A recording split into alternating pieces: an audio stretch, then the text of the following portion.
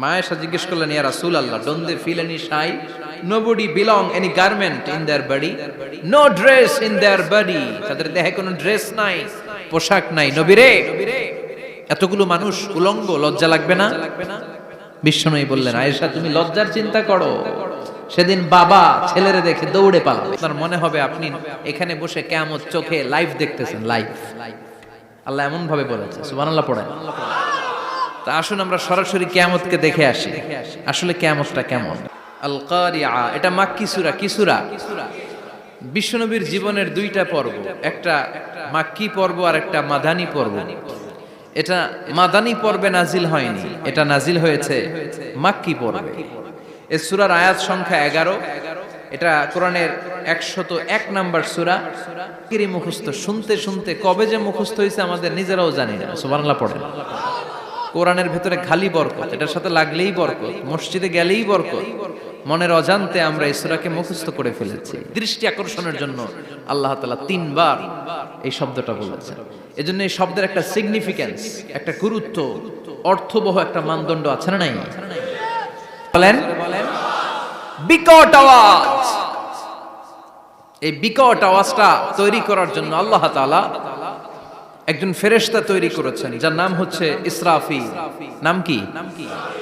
আমাদের মধ্যে অনেকের নাম কিন্তু আমরা ইসরাফিল রাখি, তাই না? ইসরাফিল আছে না নাই? আজরাইল কিন্তু রাখে না কেউ, ইসরাফিল। তো এই ফেরেশতার পা হচ্ছে জমিনের নিচে, মাথা হচ্ছে আকাশের উপরে। এই ফেরেশতার কাজ হচ্ছে ওই বিকট শব্দ তৈরি করা। উনি একটা সাইরেনের মধ্যে ফু দিবেন, হুইসেল দিবেন, ট্রাম্পেট। ওই ট্রাম্পিটে, ওই সাইরেনে ওই হুই দেয়া, হুইসেল, সাইরেন, ট্রাম্পিট। আরবিতে এটাকে বলা হয় আসসুর। ইযা নুফিখা ফিস সূরি নাফখা ওয়াহিদা, যখন তিনি ওই সিংহে একটা ফু দিবেন সব লন্ডভন্ড হয়ে যাবে, কিচ্ছু খুঁজে পাওয়া যাবে না। আল্লাহ ওনাকে তৈরি করেছেন শুধু এই হুইসেলের মধ্যে, বাঁশির মধ্যে 3টা ফু দেওয়ার জন্য। কয়টা? আল্লাহর পক্ষ থেকে সবুজ সংকেতের অপেক্ষায়। যখনই আল্লাহর অর্ডার করবেন তখনই শুরু হয়ে যাবে আল কারিআ, মাল ওমা আদরাকা মাল। সৃষ্টির শুরু থেকেই ইসরাফিল ফেরেশতা বিশাল সিংহাটাকে 2 ঠোঁটের মাঝখানে করে আরশের দিকে তাকিয়ে আছে ফু দেওয়ার জন্য। চিল্লায় বলতে হবে, কয়টা? এই ফেরেশতার আর কোনো কাজ নাই। তার আর কোনো কাজ আছে? ঠিক যে মুহূর্তে, এখন আমার ঘড়িতে বাজে 9:50, রাত 9:50, ঠিক এই মুহূর্তে যখন আমরা তাফসীর শুনছি, ঠিক এই মুহূর্তেও ইসরাফিল ফেরেশতা সিংহাটাকে 2 ঠোঁটের মধ্যে লাগিয়ে আল্লাহর আরশের দিকে তাকিয়ে আছে। ওই যে সৃষ্টির শুরু থেকে তাকিয়ে আছে, আজ অবধি তাকিয়ে আছে। যখনই গ্রিন সিগন্যাল আসবে মুহূর্তেই শুরু হয়ে যাবে আল কারিআ, মাল ওয়ামা আদরাকা মাল। আল্লাহ বললেন সে আওয়াজটা হবে বড্ড ভয়ঙ্কর। প্রথম ফুৎকার যখন দেয়া হবে, এটারে বলে নাফখাতুল ফাজা।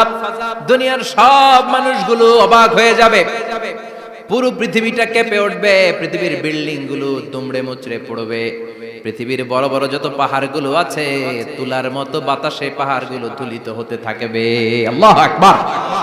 আল্লাহ বললেন ইয়াউমা ইয়াকুনুন নাসু কাল ফারাশিল মাবথুস ওয়া তাকুনুল জিবালু কাল আহিনিল মানফুশ। সেদিন মানুষগুলো বিক্ষিপ্ত পতঙ্গের মতো নিক্ষিপ্ত হবে যখন আল কারিআ, এই বিকট আওয়াজটা হবে। শুনতেছেন? মনোযোগ আছে? কথা বুঝতে সমস্যা হচ্ছে না তো? 3টা ফুৎকার। কয়টা? কিয়ামতের ওই ধাক্কার ভাইব্রেশন যখন শুরু হয়ে যাবে, একটা ধাক্কার চোটে মানুষগুলো ছিটকে কে যেন কই পড়ে যাবে, কেউ টের পাবে না। কে কই চলে গেছে হিসাব নাই। সব থাকবে ওই টাইমে, সব থাকবে না। কেউ থাকবে টয়লেটে, কেউ থাকবে ঘুমে, কেউ থাকবে বাজারে। আপনাদের নিমসার বাজার তো থাকবে তখন, না থাকবে? কই যে লন্ডভন্ড হয়ে যাবে হিসাব নাই। তো পতঙ্গের মতো আমরা নিক্ষিপ্ত হব। শীতকালে আমার দেশের ছেলেরা রাত্রেবেলা ব্যাডমিন্টন খেলে, র্যাকেট খেলে না? নিমসারে বোধহয় খেলে টেলে না, খেলে। তো ওরা বাঁশ গেড়ে দেয়, ক্ষেতের মাঝখানে কি গাড়ে, এরপর বাঁশের মধ্যে লাগায় কি লাইট। লাইট গুলো লাগালে দেখবেন ক্ষেতের গ্রামের পোকাগুলো এসে লাইটের মধ্যে ছিটকে ছিটকে পড়ে। আমাদের অবস্থায় পোকার মতো হবে তখন। আল্লাহ সেটাই বললেন, ইয়াউমা ইয়াকুনুন নাসু কাল ফারাশিল মাবসুস, বিক্ষিপ্ত পতঙ্গের মতো মানুষগুলো নিক্ষিপ্ত হবে, তুলার মতো শূন্যে উঠতে থাকবে, একটা পাহাড়ও টিকবে না। বাংলাদেশের সবচেয়ে বড় পাহাড়ের নাম কি জানেন? তাজিংডং পর্বত, কিন্তু সবচেয়ে বড় পাহাড় হচ্ছে গারো পাহাড়, ময়মনসিংহ। ওটা থাকবে কিয়ামতের দিন? আল কারিয়া, মাল কারিয়ার সময় টিকবে ওইটা? ওইটাও টিকবে না, একটা পাহাড়ও থাকবে না। পাহাড়গুলো ভেঙে দুমড়ে মুচড়ে তুলার মতো ধ্বনিত হতে থাকবে। চিৎকার করে পড়েন আল্লাহু আকবার। এই যে 5 তলা 7 তলা 10 তলা দেদারসে টাওয়ার উঠতে শুরু করেছে, বিল্ডিং বাড়তে শুরু করেছে, কিয়ামত যখন শুরু হবে দিন পৃথিবীটারে কাঁপিয়ে দেয়া হবে, পুরো পৃথিবী নড়ে চড়ে উঠবে, টাওয়ার গুলো ভেঙে খান খান, পাহাড়গুলো ভেঙে দুমড়ে মুচড়ে যাবে, মানুষগুলো বিক্ষিপ্ত পতঙ্গের মতো নিক্ষিপ্ত হবে।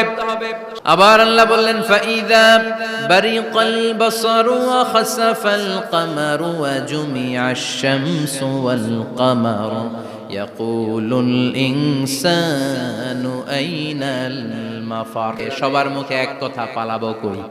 পালানোর জায়গা আছে? আল্লাহ বলেন, ইয়াউমা নাতমিস সামা কাতাইয়িস সিজিল লিল কুতুব। আকাশ আর আকাশ থাকবে না, কাগজ যেমনি আমরা এরকম ফোল্ড করে ফেলি, ভাঁজ করে ফেলি, মন চাইলে কাগজকে যেমনি আমরা এরকম হাতের মধ্যে গুটিয়ে নেই, সেদিন আকাশটারে হাতের মধ্যে গুটিয়ে নিবে কে? শুরু হয়ে যাবে কিয়ামতের এই ভয়াবহ দৃশ্য। দুধের বাচ্চাকে রেখে দিয়ে মা দৌড়ে পালাবে। দুধের বাচ্চা রেখে মা কোথাও যায়? কলিজার টুকরা এটা, দুধের বাচ্চা, এটারে ফেলে মা কোথাও যায় না। কিন্তু কিয়ামতের এই ঝাঁকুনির দৃশ্য দেখে, আল কারিয়া মাল ওয়া মা আদরাকা মাল, এই দৃশ্য দেখে দুধের বাচ্চারে রেখে মা দিবে দৌড়। পৃথিবীর যখন এইরকম দৃশ্য, আল্লাহ তাআলা ইসরাফিলকে বলবেন, ইসরাফিল তোর তো 3টা ফুৎকার দেওয়ার দায়িত্ব ছিল, দিয়েছে কয়টা? চিল্লায় বলেন কয়টা? ইসরাফিল প্রথম ফুৎকার দিয়ে জায়গা মতো এরকমই দাঁড়ায় থাকবে, আবার যখন গ্রিন সিগন্যাল পাবে মুহূর্তের মধ্যে আরেকটা ফু দিয়ে দিবে। ফু দেওয়ার সাথে সাথে পৃথিবীর সব মানুষগুলো মরে শেষ। কেউ থাকবে? থাকতে পারবো আমরা? থাকার জন্য আসছি। দিনে মাটির ভেতরে হবে ঘরে মন আমার, কেন বাঁধো দালান ঘর? ঠিক কিনা? এই গানের কথামালাটা খুব সুন্দর না?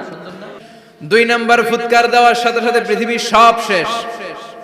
মালাকুল মাউত পৃথিবীর সব মানুষের রূহ কবজ করবে। আল্লাহ বলবেন, মালাকুল মাউত আখবিরনি মাইয়া বাকা, আমাকে বল আর কে আছে? সব মানুষ শেষ। আল্লাহ আশরাফুল মাখলুকাত একটারও রাখি নাই, সব শেষ। শুধু আছে জিন জাতি। জিন জাতি আর মানব জাতি, এই 2 জাতিকে আল্লাহ তাআলা তৈরি করেছে কার ইবাদতের জন্য? মালাকুল মাউত জিন জাতি হত্যা করতে শুরু করবেন, রূহ কবজ করবেন, করতে করতে সব শেষ। খারাপ জিনদের সর্দার হলো ইবলিস। সব জিনদেরকে মারতে যত কষ্ট দেয়া হয়েছে, সবচেয়ে বেশি কষ্ট দিয়ে ইবলিসের রূহ কবজ করে ফেলা হবে। ইবলিস আর নাই, মানুষও নাই, জিনও নাই, পশু পাখি কিচ্ছু নাই।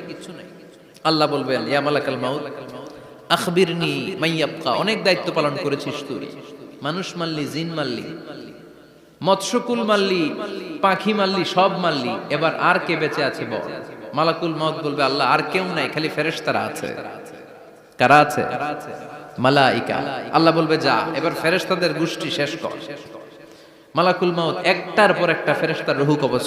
আলোর তৈরি, নূরের তৈরি একটা দেহ চাইলে বিভিন্ন সূরত ধারণ করতে পারে। জিন আর ফেরেশতার পার্থক্য বুঝেছেন? জিন কিসের তৈরি? আগুন, জিসমুন নারিয়ুন, আর ফেরেশতা হচ্ছে জিসমুন নূরিয়ুন, নূর দিয়ে তৈরি। কাল মাউত আখবিরনি মাইয়াবকা, আর কে কে বেঁচে আছে বল? মালাকুল মাউত বলবে, মাবুদ কেউ নাই, মানুষ নাই, জিন নাই, ফেরেশতাও নাই, শুধু আমার 3 জন কলিগ বাকি। কয়জন? জোরে বলেন কয়জন? জিব্রাইল বাকি, ইসরাফিল বাকি, মিকাইল আর আমি আজরাইল। আল্লাহ বলবে, মিকাইলের রূহ কবজ করে নিয়ে আয়, মিকাইলের রূহ কবজ করে নিয়ে আয়। 1 নাম্বার কলিগ শেষ। কলিগ বুঝেন তো? সহকর্মী। কলিগ মানে কি? সহকর্মী। 1 নাম্বার কলিগ নাই, আল্লাহ বলবে যা এবার ইসরাফিলের রূহ কবজ কর। কুল মাউত যে সালাম দিয়ে রূহটা কবজ করে ফেলবে। ইসরাফিলও নাই, ইসরাফিলও নাই। আল্লাহ বলবে যা দুনিয়ার সব নবীদের কাছে ওহী দিয়ে, কোরআন দিয়ে, ইনজিল দিয়ে, তাওরাত দিয়ে, জাবুর দিয়ে আমি যেই ফেরেশতাটারে পাঠাতাম ওই রূহুল আমিন জিব্রাইলের রূহটাও কবজ করে নিয়ে আয়। জিব্রাইলের রূহ কবজ হয়ে যাবে। এবার তিনজন কলিগই শেষ। আছে কেউ? আছে? এবার আল্লাহ বলবে ইয়া মালাকাল মাউত, হে মৃত্যুর ফেরেশতা, আখবিরনি মাইয়াবকা, মহাবিশ্বে আর কে কে আছে বল। আজরাইল বলবে কেউ নাই, মানুষ নাই, জিন নাই, ফেরেশতা নাই, আমার কলিগরাও নাই, আমি বড় একা, এখন আমি একা হয়ে গেছি। আল্লাহ আসি শুধু আমি, মালাকুল মাউত তোমার হুকুমের গোলাম, আর আনতাল হাইয়ুল কাইয়ুম তুমি শাশ্বত চিরঞ্জীব, তুমি তো মরবা না, আমি আছি। ভাবছে উনিও থাকবে, তুই মর। এই কথা শুনে মালাকুল মাউতের খিচুনি উঠে যাবে। আজীবন মারছে, আজকে মরবে। খিচুনি উঠে যাবে, জ্বর এসে যাবে, কাঁপুনি ছুটে যাবে, কাঁপতে থাকবে। আল্লাহ বলবেন কাঁপাকাঁপি করে লাভ নাই, মর। ও আল্লাহ আমি কেন মরব?